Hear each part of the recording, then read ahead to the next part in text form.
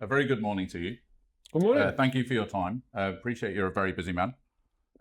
Welcome to the No Kāpiti podcast. Thank you. So, so far, I've asked all of our guests so far, not the same question exactly because there's a different person, but who is Tim Costley? Yes, that'd be a great question to ask everyone. It is indeed. I'm just a guy that lives on the coast. Married to Emma. We've got 3 daughters. They're all teenagers. That went quickly. Yeah, how good. Look, I spent 23 years in the Air Force. I was a helicopter pilot. It was my dream job growing up. I just wanted to be an Air Force pilot. I remember Dad taking me out to air shows and talking about how his dad was in the Air Force in the war, and I saw the guys flying around, and I was like, I want to do that. And and I just never gave up. I missed out the first time in high school. I tried again after university, got there, peacekeeping around the world, time in Afghanistan, all sorts of countries, helping Ukraine when Russia invaded, all sorts of things. But ultimately, I loved it. I wouldn't do it any differently if I had my time again. But the more and more I got involved in my community, the more people I found I wanted to help. In the Air Force, you can help someone when they're stuck in a mountain and they need a helicopter to pick them up. I wanted to be able to help everyone, whatever they were struggling with. And that's what led me to becoming the local MP. It's a bit like the Air Force. It took me 2 goes, 3 years apart. That's all right. I don't give up easily. But I think that's a quality that really helps me when I'm fighting for our community, whether that's the big things like the new cancer clinic that we're getting that it took me 4 years to convince everyone to do, or whether that's fighting for a little family that's trying to help their son get to school on time in Otaki. Then I think I've been really well prepared by those 23 years in the military, but I just love this role. And I'm so passionate about our region and our community, the families and the people that live here and helping them. And I hope I'll get many more years fantastic in this role. We're here in your office. We're just talking to Grace earlier on, and the fact that you see challenging cases here, and it's often a side of your job that we don't see within the political environment. Can you talk any more about not obviously the specifics, but that side of the job that we just don't see? Yeah, and I think the biggest challenge is that you can't win everything, right? You can't win every single battle. But I deal with a whole range of cases. So it could be health, housing, immigration, education, council is often a big one. Health's a good example. A lot of people, particularly in the early years, they've been waiting 3-4 years to get the operation that they needed. They hadn't got anywhere. They hadn't been able to previously get much support.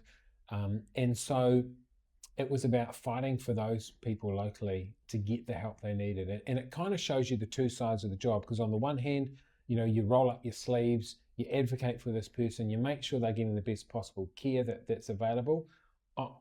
You never want an MP deciding who gets the operation. That's a question for the doctors. But you want to make sure that people are getting a fair shot, that the system's treating them fairly, that they're getting what they should be able to get access to. But the second half of it is then you see these structural changes, go, well, how do we do this? Okay, I can see that we sort of let go of all our health targets for 6 years under the last government, and there's no, the waiting lists have blown out massively from about 4,000 to like 20,000 people waiting for their surgery. So how do we change that? And so, working with the Minister of Health, working with officials, advocating for our community, and through that, we've decided to fund extra elective surgeries, both in the public system, but also using private resources, because we just see the need. People like me see it on the ground. And really cool to close the loop on this story, but I was at a local retirement village recently for a sports afternoon, and I met someone, and she showed me the scar on her knee where she'd had the knee surgery, and she said, I actually got this done at Wakefield Hospital in Wellington, but it was paid for by the public system so that we could get it all done fast enough and catch up on this massive backlog. And there are tens of thousands of people over the last year who have had that experience. And so it's really rewarding when you see that. It's tough when you can't get everything that everyone wants, but it's kind of, we all experience that in life. That's a normal thing, but there's some really rewarding moments. You've sort of touched on health already. What's the future as far as that is concerned? It will be a point where, there's always been a discussion around hospitals and health centres and whether we expand services, and same for education. What sort of stage do you see the Kāpiti Coast needing those extras? So I think, to me, the approach I've always taken is it's just continual. It's I don't want to say little and often, but it's often. We just need to keep adding new services each time. So in the first year of government, we added enhanced radiology here. Had the Ministry of Health in Waikanae to announce it. Last year, managed to win some extra funding for the health shuttle, and we opened the new breast screen clinic in Waikanae for everyone on the coast. As well as that, we increased the age band for it. So instead of just going up to 69, we've expanded it to 74. This year, we've obviously we've expanded bowel cancer from 16, now 58-year-olds and up can get it. The screening for free. We have the big one for me here on the coast is the new cancer infusion centre here, something I've seen the need for a few years, and we add that. But my approach is now we just keep going. The next one, it might be triaging of emergency cases. It might be getting eye specialists to be up here more often. It might be having, it could be more district nurses. It could be, obviously GP capacity has been an issue. So it's just continually going. I've never said we should just campaign for a big hospital and it's kind of all or nothing and yep, you'll get it, but in 20 years time and just wait until then. I think we keep adding and we build the capacity and the services that we'd like to see in those hospitals one at a time. And yeah, eventually we might get to put it all together into one building, but I think that's quite a few years down the track. But we can't let Kāpiti slip behind. So getting more service delivered locally on the coast and at the same time making those transport links a bit easier when we need to get people into the city. GP is obviously, as you say, a very significant one. How do you propose fixing that situation? So we need to train more GPs, right? We know that within 5 years, half of our GPs could or will be retired. That's a massive challenge. I was sick over April and I thought, geez, I haven't been to the doctor since I left the Air Force. I'll probably, get told I need to go and get a checkup and do all the sensible things. So I'm going to see them on Friday. So what's that, 6 weeks? Yep. And I think that's a common experience for people. It's tough. So we need to train more. We just need to train more.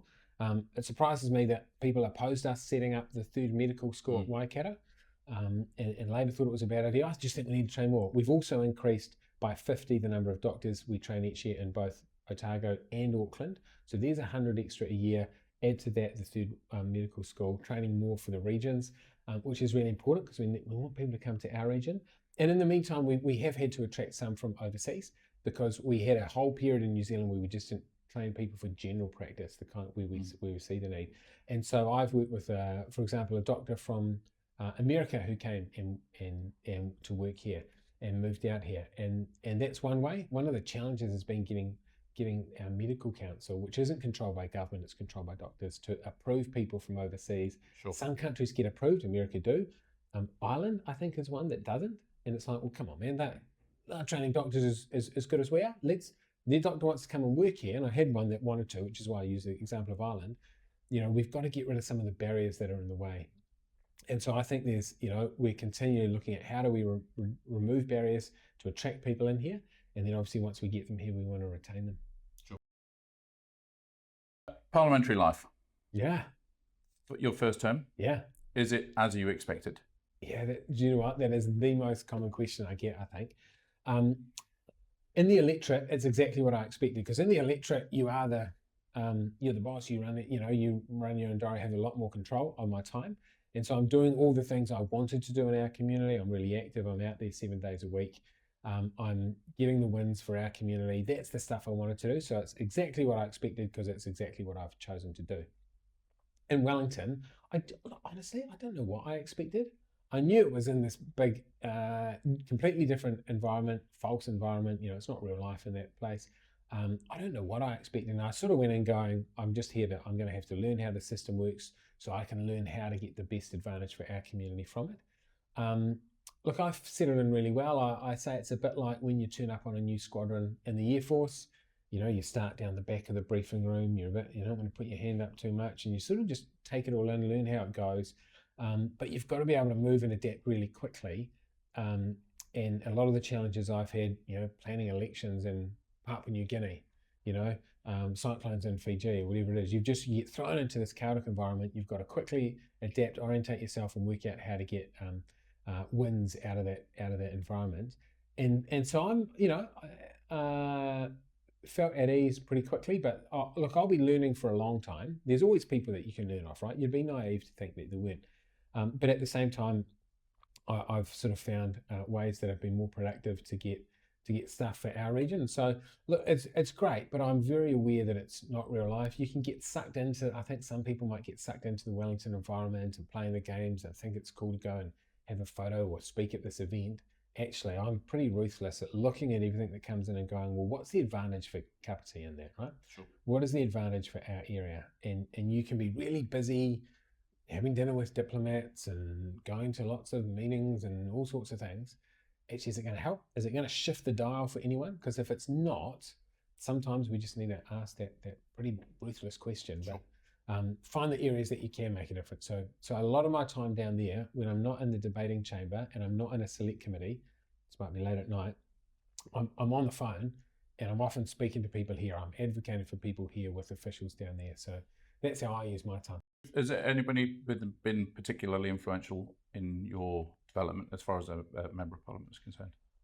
I feel really lucky in terms of the team that we've had.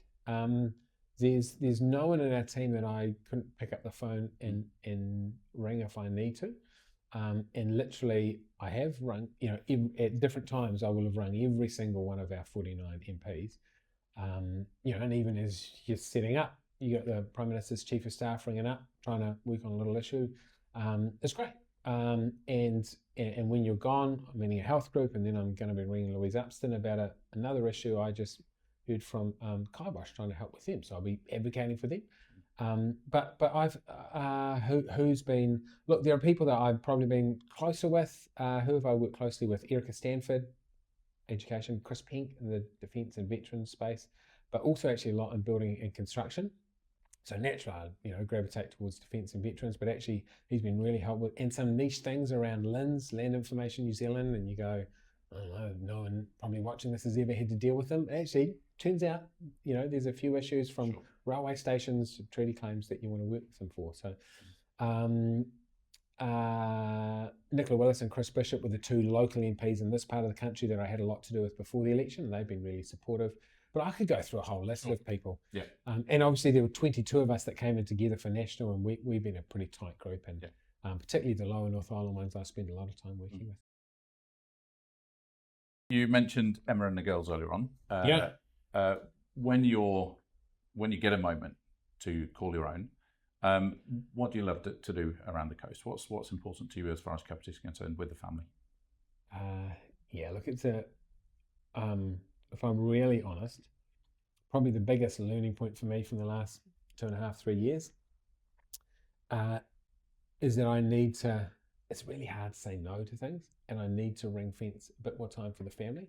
They're the ones that are going to be there at the end of the day, right? Whenever I'm finished my time serving in this way. And, girls grow up pretty quick. And so I keep sort of negotiating. Well, maybe after the election, I'm definitely going to have better boundaries. So, look, it's probably the area I've needed to work on the most. I spend 7 days a week out in the community. I try and be everywhere. I don't think it's fair to expect everyone to come and see me in the office like you have today. I should be out there meeting with people. I was a couple of minutes late because I've been meeting with a group of seniors that just meet at a cafe every week. And I said, well, I'll come and talk to you. You don't have to leave your cafe and come and see me. But I do that all day, every day, and so I need to spend a bit more time at home. Yesterday evening, I had an hour at home, and I was with one of my daughters just building something for Mother's Day, and so we were just helping her build look, it's just time, right? Sure. Sometimes you might just watch whatever program they're into. The other night, I was just sitting down playing cards with my youngest daughter, sitting on the floor of the lounge, just being a normal dad, right? Sure. And honestly, it's just about time. I enjoy running up and down. Like this morning, I went for a run along the river early just to get that done. But at this point, I've sort of given up on the thing or the event or the excuse. It's just about time. And if I get time with the family, it's gold. Fantastic. Yeah. Good to hear. We can't talk to the local MP without talking some policy. Okay. The Equal Pay Amendment Act. Huge media coverage. This is an opportunity to talk about this because I know certainly it's very, very significant within the community. What's your view? What's your view on it? Look, I'm a dad of 3 girls, right? I want them to grow up, get into treated the same as someone that's grown up with 3 sons. So it matters to me that we're treating everyone well in New Zealand. And equally, I think that the challenge was twofold with that. So one, look, up front, I think that could have been better handled by the government, and I make no excuse for that. Said that at the time, we'll say it now, because I think the main message got lost. One, there was a sort of a deal that was made, and Labor and other parties now say that they're going to go and fund all of this stuff to the tune of about $12 billion. And there's a really simple question of where's the money coming from? Are we going to take $12 billion out of healthcare for those people that are waiting for their elective surgery? Are we going to take it out of education, out of the new learning support measures that we've put in place? So the extra police officers on the beat, are we not going to do that? Like, where does the money come from? I think, we've had a real challenge in this country with our economy. And that sounds big and out of touch, but I'll put it to you this way. For every dollar we spend on our police force today, we spend $5 paying just the interest on the debt that the last Labor government gave us. You've got to think about that for a minute. For every dollar that goes to police, $5 effectively just get thrown away. That's outrageous. That's the money that you could use for other stuff. That would increase the entire education system by 50%. You want to pay teachers more? Great. Let's not have all this debt that we just throw money at and waste. So we have to make some tough decisions and some responsible decisions about how we use the very limited resources we have as a country. Like, every family right now is sitting there at night making choices, going, I can't afford to just rack up another mortgage, get a second mortgage on the house, or go and take out a personal loan to pay the rent, or whatever it might be. They're going, which bits can we afford and which bits can't we, right? Every family has done that. The government is the same. And I think you kind of expect us to have the same level of responsibility. So one, it was unaffordable the way it was set up, completely unaffordable. And two was the issue of the way it was set up. So it's not that we shouldn't treat equal pay. So equal pay still exists and hasn't changed in law. If your son is getting paid this much money to do this job, if my daughter's doing it, they must by law get paid the exact same amount of money. That hasn't changed. That is locked in stone. So National actually started the Pay Equity Act back in, I think it was 2016, as a response to care service workers. I think we remember the Wellington case was quite high profile at the time, which has been settled. So what we said is it needs to be, genuine sex-based discrimination, and you can think of, an industry which is predominantly women, which is broadly the same as one that's predominantly men, and it might be your cleaner at the hospital and your security guard at the hospital. They both broadly have the same shift work maybe, and the same hours, and the same level of training, and the same level of risk. Are we just paying the cleaners less because they're mostly women and the security guards are mostly men? Well, we want to sort that out. The changes Labor brought in back in 2020 moved away from sex-based discrimination to kind of, well, I should be getting as much as them. So it compared, there's examples where they're putting cases, they were comparing nurses to fisheries officers, for example. They're comparing people to librarians and scientists and all sorts of things. And it's just sort of got out of hand.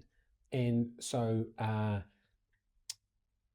does that mean that because nurses are women, if they're getting paid more than fisheries officers, it's you're not comparing apples with apples. We should be valuing nurses for the role nurses do. And if there are nurses and there are also, I don't know, I'm just going to make up an example, but radiographers, and let's say radiographers were men, I don't know that that's true, but they'd all had 3 years of training, they all had similar experience working in the hospital. Well, why wouldn't we pay them similarly? But this it had sort of got out of hand to the point that it was going to cost an extra $12 billion to settle claims that had become more about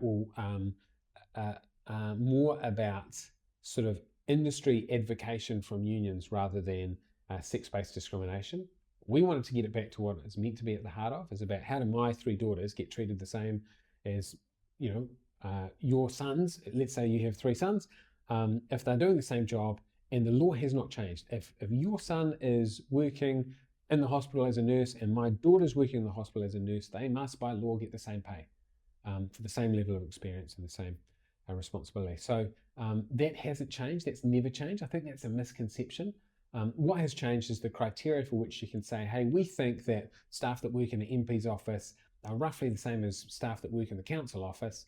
but one get paid higher, and we think that's because these are men and these are women. Well, we want to even that out. They should be valued the same. If the only difference is the gender, that's not okay. But if it's because, you did X many years of training to become a farrier and, fix horses, and I, as a pilot, did less training, it doesn't mean I can go, well, I think I'm as good as you, I should be able to get more pay. That's the wrong way to use that. Huge discussion around local government and local government reform. Recent announcement from Chris Bishop around asking councils to bring up a proposal. Thoughts? Oh, it's great. Look, I've been a long-term advocate for changing the way we do regional and local councils in New Zealand. Firstly, I just hear it's one of the biggest issues I hear about. Health in Kāpiti, it's the biggest one. In the Porirua suburbs, it would be council. Council would be the second biggest one here in Kāpiti. It's just got out of hand, right? If you think about it, you just fundamentally think about council. Back in the 60s, and this is by no means perfect, this is just, it tended to be a table like this, and on a Tuesday evening, 6 60-year-old white men with briefcases in suits, brown suits, came along and had a meeting. No, I think we should do this here, and we'll put the new road there, and we'll have a playground, whatever it was. And they had their meeting, and it was sort of something you did after work as a bit of a volunteer role. You might have got a little bit of money to say thanks. It has become a whole industry now, where we have made it so hard to get things done at a local level with just layers of bureaucracy, and we've got to workshop this, and we've got to do all of this, and we have layers of, now public consultation is always a good thing, but it's just got so hard for stuff to get done. And we've seen examples around the country where it feels like councils haven't been aligned with what the priorities of ratepayers are. And, ratepayers have been doing it tough since sort of a year after COVID, really. And to just, take our local Kāpiti example, in 1 year, and this is the last council, so a couple of different people on there, put up rates by 17% in a single year. Now, people can't afford that, right? And then you say, well, what are we getting for that money? So one, we think we need to cap the amount that rates can go up, because you can't just crank up taxes by 17% in a year and think people are just going to be okay with it. And rates are just another tax, right? So one, we need to be responsible. Two, we've changed legislation to make it really clear what the priorities of local government are about providing the infrastructure, the resources that we need in the community, the public services that people rely on, not sort of some of the pet projects that, really flash toilets, public toilets in Wellington with cool lit up and it's an artwork, and that's awesome, but actually that's come at the expense of ratepayers. So we need to be sensible.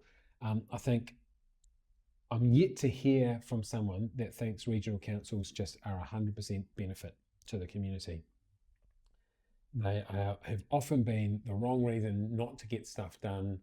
There's crazy examples of them trying to do stuff that they won't allow themselves to do because they also have an enforcement arm and policing themselves, and it's just got crazy. It's got so hard to get anything done in this country, and it seems so inefficient when there's other places in the country like Nelson, Tasman, Marlborough, like Gisborne, where it's just one council that does the district and the regional council job all in one. So why do we need to have a second chief executive and a second lot of councillors and a second building to do it all, and a second HR system and a second payroll system, all of this stuff that's duplicated, none of it talks to each other. And then add to that the fact that we get, around here, 50-odd thousand people on the Kāpiti coast, a dozen councillors, another dozen up in Horowhenua for about 33,000 people. There's one council in New Zealand that has more than one councillor per 100 people. There are quite a few that have more than one councillor per 1,000 people. There are only a few that have more than that have 10,000 people per councillor. Whereas MPs, we represent 70,000 people. Sure. So we've just started. Everyone wants to have their own council. Gore's got its own little one tucked into the big Southland area. So what we're saying is actually, we need to be realistic. The world has changed from back in the day when they were just a little borough council and people sat around the table on a Tuesday. Do we need to have this level of duplication and overlaps, or would it be that Porirua and Wellington and Hutt councils all merged together? Would it be Kāpiti and Horowhenua, maybe even Manawatu? Would they group together? And yep, you'll still need to have roads that get serviced in all those areas. So you don't get rid of that, but you don't necessarily need to have all the duplication of people that are the roading managers and that are doing the contracts and that are, how many animal control units do you need in an area of this many people? How many buildings do you need? How many, so there is absolutely efficiency to be gained. And do we really need, in an area this size, if you look at Horewhenua, Kāpiti, do we need 25 councillors and then another 25, 30 people on community boards? Or can we actually do it? Because Auckland would not even have one councillor for a population this size. They'd have half. Sure. So I think we need to go, how do we, there's a balance there, right? I don't want to be like Auckland, I want to be like Kāpiti Coast, but there's a balance there and there are efficiencies we can gain. And we have to, it goes hand in hand with the work we're doing on the RMA to just cut through the red tape, get some stuff done for our region so we can get ahead. I think that's an important point because there's no doubt whatsoever that legislation itself is a driver of many of the things that local councils do have to accommodate. And that in itself is an expensive process. So I don't think there's anybody that would disagree with what you've said, but it does have very far-reaching implications when we talk about significant council reform. I remember certainly back in 2013-16, there was a move towards a super city driven by Paula Bennett at the time. And the irony was that with all the work that was done, A, it was rejected by the community, and B, a change of government will set a different direction. So there's a really important point around, if we're going to do this, we need to make sure we get it right so that it does in fact actually satisfy the needs of the community in the future and also the need of the politicians, because there's a question around whether we once again get reformed once there is a change of government or a change of direction from central government. So thoughts on that? Yeah, but I would spend less time focused on the needs of politicians and more and all of mine on the needs of the community, right? And I'm yet to meet people that think we've got this thing nailed the way we're doing councils now. Actually, 3 of the 4 mayors publicly around the Wellington area that are looking like they joined together are saying we need to do it. Please, government, can you help us? Sure. But we need a faster path to get there. This is what that's about. It's about helping them to get there, and it's also tackling the difficult question of when you've got 1 mayor out of 4 that says, well, I don't want to do it, I don't want to lose my little kingdom here or my little area here. How do we handle that? Do we let one person trump everyone else? Or if you've got 3 out of 4 council areas representing maybe 80 to 90% of the population, everyone else is saying we want to do this, do we say, well, actually, we need to make some tough decisions, but this is the sort of the grown up in the room approach. And we're going to do that. And no one's being forced to do it. What they're saying is there's a plan that we came out with that let councils look at how they reform, how do they use regional councils, who wants to group with who. But what we're saying is if those that want to get on and get ahead, we're here to support you. I like it, and I think it should be driven at a local level. But what I've heard from local mayors is we think it's the right thing to do. We just don't necessarily want to be the ones that do it, because if it's unpopular with some, Sure, our jobs are on the line. I'm like, but actually we need we've been a government consistently that has been willing to make the tough decision, because that's what we need to get this country moving ahead, get those fundamental improvements in place. Fisheries Amendment Bill, 30,000 submissions so far. Good. This seems like a deeply unpopular bill. Is it something that National should be supporting? Well, we're not. We came out, and anyone that wrote to me the day that Shane Jones had his plan, I was very clear. I don't support getting rid of the minimum catch size for those big commercial ones. I'm not here to feather their nest at the expense of every person on this coast that wants to.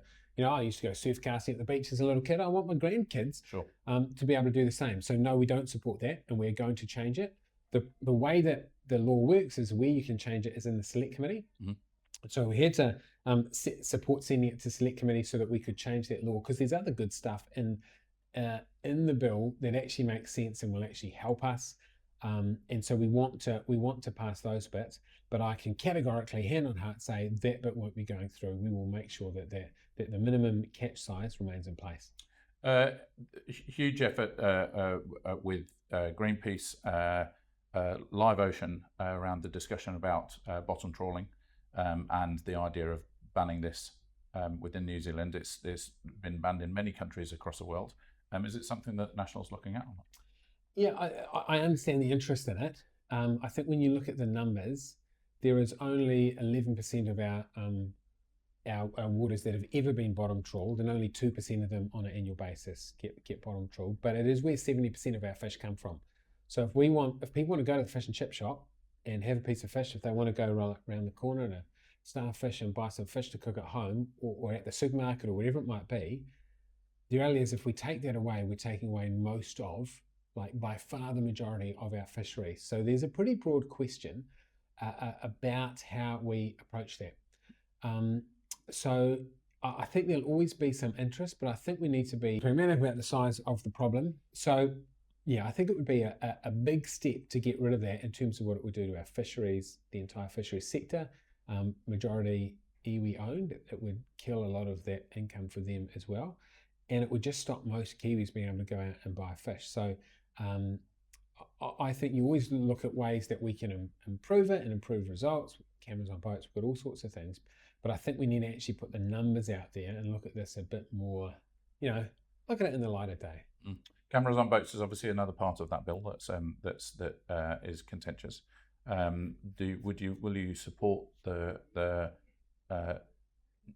non-use of the OIA process as far as camera footage on boats? Yeah, so the issue that is in this bit of legislation is that the cameras are there to make sure that we uphold really high fishery standards, and rightfully so.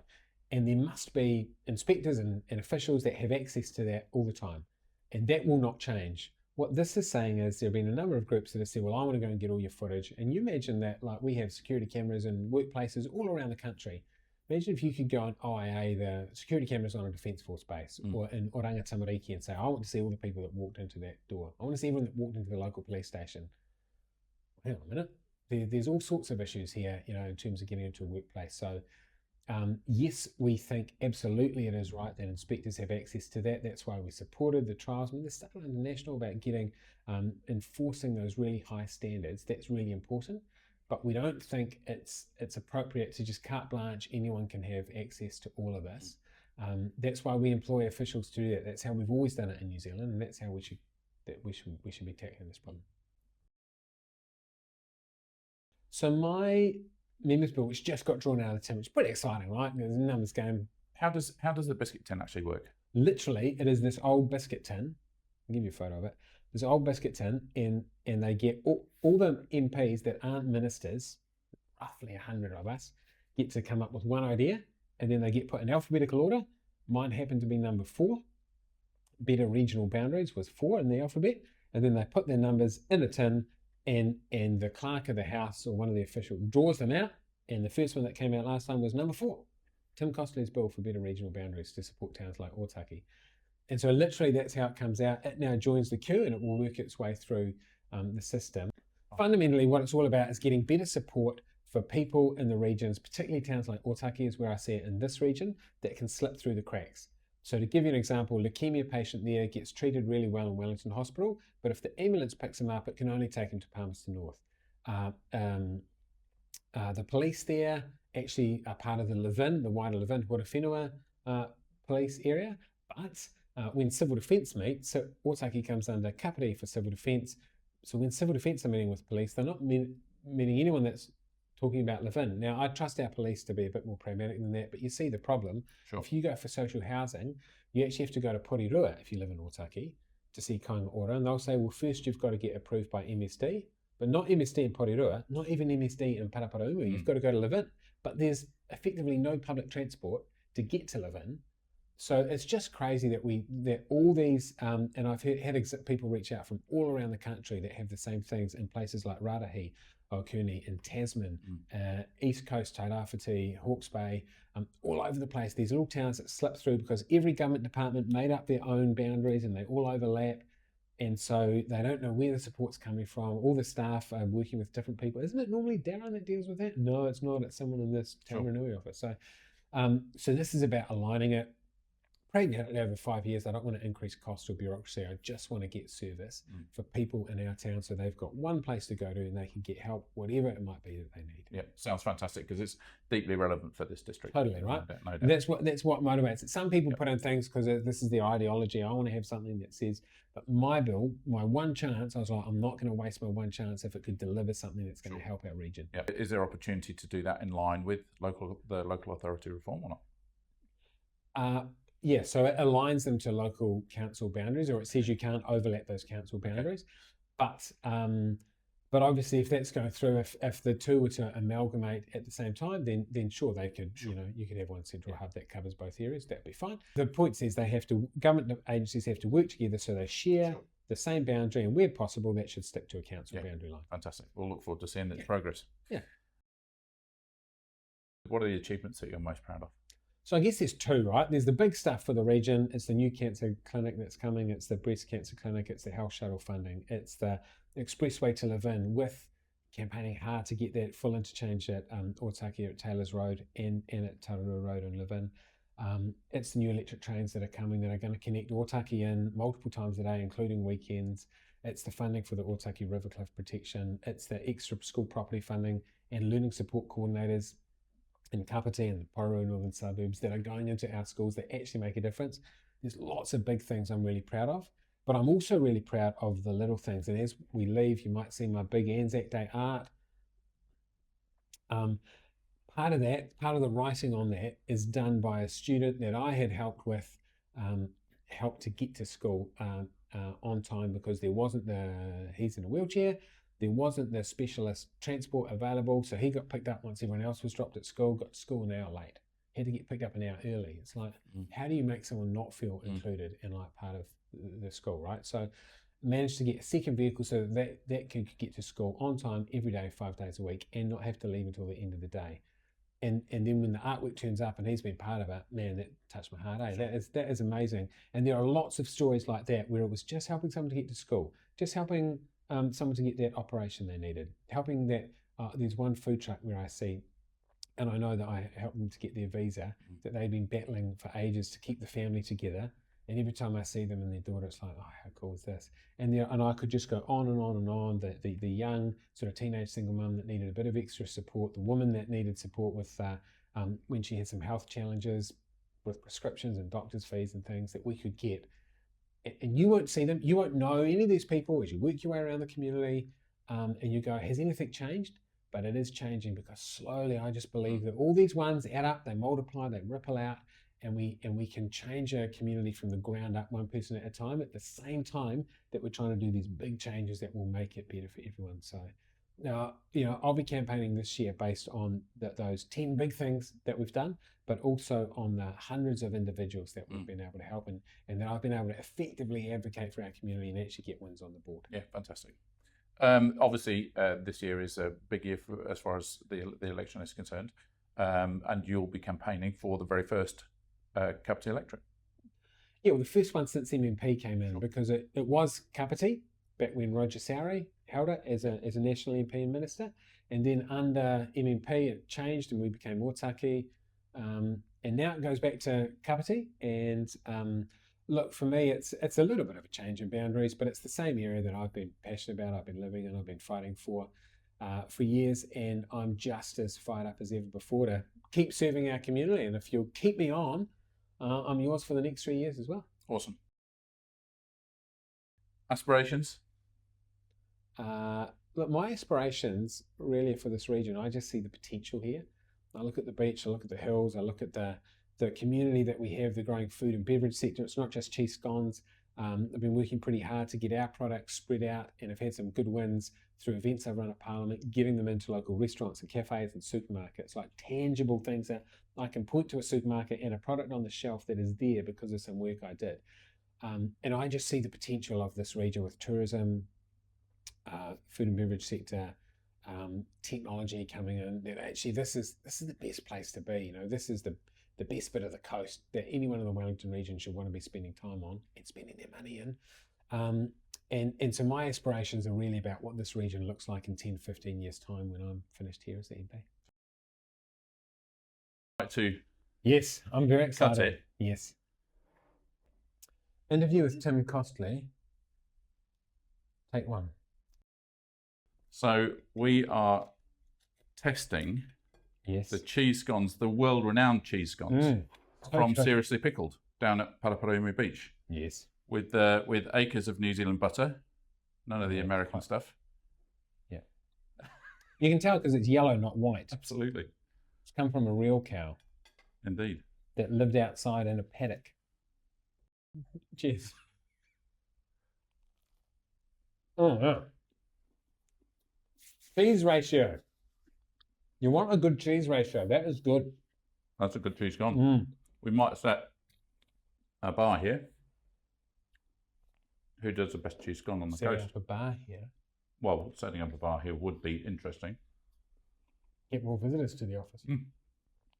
More entertaining meetings. This is good. Have you seen the guy on Instagram going around checking out everyone's Pies. and cheese pie? I reckon scones. I reckon This so. is your genre.